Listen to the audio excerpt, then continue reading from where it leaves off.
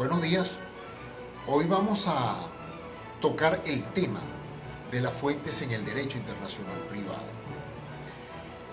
Las fuentes en el derecho internacional privado cobran una importancia relevante como en ninguna de las otras ramas del derecho, ya que incluso cuando un juez dicta sentencia en materia de derecho internacional privado, normalmente, ¿no?, y es lo que exige la práctica forense, debe fundamentar su decisión diciendo de qué fuente él se valió para tomar tal decisión. Ahora bien, entrando en materia, ¿no?, las fuentes en el derecho internacional privado se dividen en dos tipos de fuentes de derecho internacional privado. La primera de ellas son las fuentes universales y por otro lado las fuentes internas. Las fuentes universales del derecho internacional privado, en primer lugar, tenemos, señores, los principios generales del derecho internacional privado. Los principios generales fueron aceptados tácitamente por la comunidad internacional, pues estos principios fueron en la medida en que la comunidad internacional crecía, conjuntamente con ella, iban creciendo dichos principios a través de sus negociaciones, a través de su comercio y las relaciones que cada día fueron creciendo muchísimo más en la medida en que avanzaba el tiempo, en la medida que avanzaba la tecnología. En esa medida fue creciendo el comercio internacional, fue creciendo el derecho internacional y existieron prácticas que al final se convirtieron en principios por ser aceptados generalmente y universalmente por todos los estados. Muchos de ellos no aparecen en ninguna legislación, pero otros, ¿no?, son consagrados, esos principios en las legislaciones de alguna u otra manera. Un ejemplo de estos principios puede ser la lex recitae, el locus regis actum, la autonomía de la voluntad o la libertas voluntatis. Cuando hablamos de la lex recitae estamos hablando de un principio que nos dice que el derecho que debe ser aplicable a los bienes es el derecho de su ubicación. Sean estos bienes muebles o inmuebles, se les va a aplicar el principio lex recitae, que no es otra cosa sino ese, pues vamos a aplicarle al bien el derecho del lugar donde se encuentra ubicado. En la libertas voluntatis, por ejemplo, el principio de libertas voluntatis o autonomía de la voluntad, que es un principio que se aplica en materia de obligaciones, en materia contractual, en donde se establece que el derecho que las partes escojan para regir el contrato en materia en su contrato, pues es el derecho que debe ser aplicado.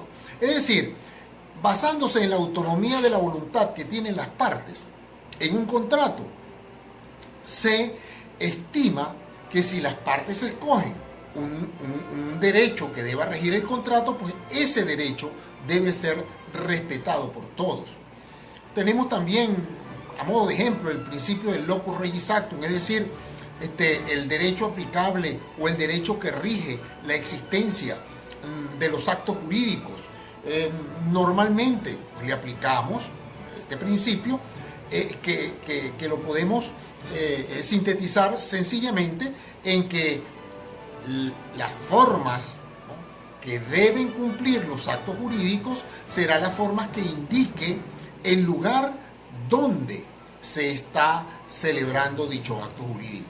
Si realizamos una venta en Canadá, pues a esa venta, a ese contrato de venta, le vamos a aplicar las formalidades, ¿no?, que exige el derecho de Canadá para que ese contrato tenga efecto en cualquier parte del mundo. Así como esos principios, tenemos pues varios principios que no cabe enumerarlos en este momento, pero que sabemos que estos principios son una fuente, ¿no?, valiosísima, una fuente valiosísima para la producción del derecho internacional privado. De tal manera que entre las fuentes universales, la la reina de las fuentes, el lugar donde fluye el derecho internacional privado, pues la vamos a tener con los principios generales del derecho internacional privado que generalmente son aceptados por las comunidades internacionales. Por otra parte, como fuentes universales tenemos la doctrina internacional, la jurisprudencia internacional, que ocupa un espacio bien importante dentro de las fuentes del derecho internacional privado.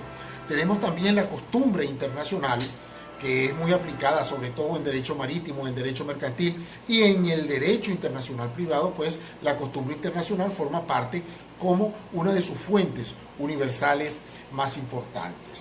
También podemos traer a colación y podemos mencionar como otra fuente universal del derecho internacional privado son los tratados internacionales. Esos tratados, sean multilaterales o sean bilaterales, que producen derecho internacional privado, son pues una fuente muy conocida y una fuente a la que normalmente echamos mano. Por otra parte, las fuentes internas del derecho internacional privado, tenemos la reina de la fuente, que es la ley nacional. Normalmente, señores, nosotros vamos a encontrar el derecho internacional privado regado a todo lo largo y ancho del ordenamiento jurídico de cada país. En nuestro caso especial en Venezuela, tenemos algo bien importante, porque en derecho internacional privado Venezuela es sumamente avanzada, y nosotros, que formamos parte de un grupo muy selecto de países, tenemos una ley especial en materia de derecho internacional privado, que es la Ley de Derecho Internacional Privado, que fue promulgada en el año de 1998 en nuestro país. Por otra parte, como fuentes internas tenemos, además de la ley nacional, que como les dije, es la reina de las fuentes, en fuentes internas propiamente dicha, tenemos también la doctrina nacional, la jurisprudencia, y la jurisprudencia nacional, y la costumbre nacional, por supuesto. En fin, estas son fuentes que son internas y que entran en la clasificación, pues, como le dije antes, y les repito, la ley nacional, la jurisprudencia nacional, la analogía y, por supuesto, la doctrina nacional. En el caso de Venezuela, y en materia de fuentes, tenemos algo que es bien importante y a lo que tenemos que hacer un llamado de atención. Fíjense, en Venezuela nosotros tenemos en la Ley de Derecho Internacional Privado consagrada la manera cómo vamos a utilizar la fuente y cuáles son las fuentes que nosotros vamos a utilizar.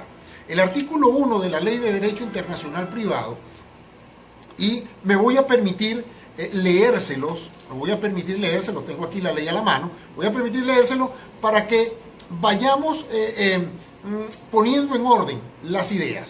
Fíjense, los supuestos de hecho relacionados con los ordenamientos jurídicos extranjeros se regulan por las normas de derecho internacional público sobre la materia, en particular las establecidas en los tratados internacionales vigentes en Venezuela. En su defecto, se aplican las normas de derecho internacional privado venezolano y a falta de ellas se utilizará la analogía. Y finalmente se regirán por los principios de derecho internacional privado generalmente aceptados. ¿Qué nos dice el artículo 1 de la Ley de Derecho Internacional Privado? Y que tenemos que prestar mucha atención. En primer lugar, veamos cómo se jerarquizan las fuentes. El artículo 1 nos dice que aquellos supuestos de derecho extranjero en donde nos encontremos presentes tenemos que aplicar en primer lugar la norma de derecho internacional público sobre la materia, pero ¿de qué estamos hablando? Estamos hablando de los tratados internacionales debidamente suscritos por la República. En segundo lugar, se debe aplicar la ley. ¿Okay? Cuando hablamos de la ley, por supuesto, señores, tenemos que estar claros en que debemos jerarquizar la ley también. Si tenemos una ley orgánica, tenemos una ley especial y una ley ordinaria, pues recordemos que la ley orgánica va a privar sobre la especial, sobre la ordinaria, la especial sobre la ordinaria y así sucesivamente. De tal manera que tenemos una especie de pirámide establecida en el artículo 1. En primer lugar, los tratados internacionales. En segundo lugar, la la ley, como les dije, haciendo la salvedad de los diferentes tipos de leyes que existen. Y por otra parte, tenemos la analogía, y cuando no tenemos otra fuente posible, entonces acudiremos a los principios generales del derecho internacional privado, que generalmente son aceptados en la comunidad internacional. Esos principios, los que mencionamos al principio, y valga la redundancia, esos principios los que mencionamos al principio de esta conversación que estamos teniendo sobre las fuentes en el derecho internacional privado.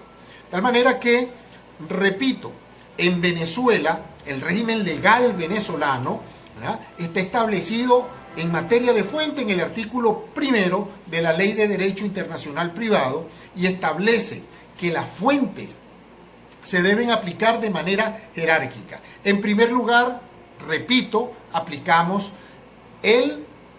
los tratados internacionales. En segundo lugar, aplicaremos la ley. Si no podemos aplicar la ley, si no podemos aplicar los tratados internacionales, entonces debemos acudir a la analogía. Si tampoco con la analogía podemos satisfacer el supuesto de hecho que se nos ha presentado, entonces debemos acudir a los principios generales del derecho internacional generalmente aceptados en la comunidad internacional.